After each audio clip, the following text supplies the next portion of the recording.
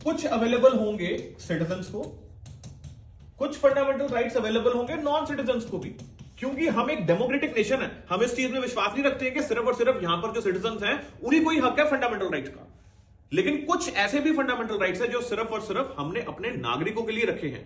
For example आप इसको रट लीजिए, दैट इज 15, 16, 19, 29 एंड 30। बस इसको रट्टा मार लो एग्जाम के लिए। 15, 16, 19, 29 एंड 30, ये जो आपके फंडामेंटल राइट्स हैं they are available exclusively for the citizen. उसके अलावा जो बाकी फंडामेंटल राइट्स हैं वो citizen as well as non citizen जो है वो शेयर करते हैं। For example article 25,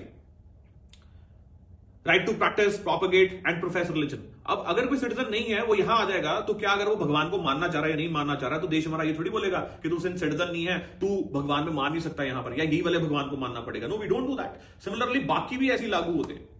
is that clear? सो 15, 16, 19, 29, 30 जो है it is exclusive for the citizen. इसके साथ साथ एक चीज और मैं आपको बता रहा हूं विच इज कि फंडामेंटल राइट्स जो हैं they are available against the action of the state also, against the action of the individual also. इस बात को ध्यान रखिएगा। Fundamental rights are available against the action of individual also, against action of state also. दोनों के खिलाफ कुछ fundamental rights available है, कुछ सिर्फ और सिर्फ स्टेट के खिलाफ अवेलेबल है। फॉर एग्जाम्पल हम अनटचेबिलिटी की बात करें कि स्टेट अनटचेबिलिटी प्रैक्टिस नहीं कर सकता, तो क्या इंडिविजुअल कर सकता है? जी नहीं। अगर इंडिविजुअल भी प्रैक्टिस कर रहा है तब भी फंडामेंटल राइट वॉयलेट हो रहा है, और जिसके खिलाफ प्रैक्टिस की जा रही है वो कोर्ट जा सकता है और बोल सकता है मेरा फंडामेंटल राइट वॉयलेट हो गया।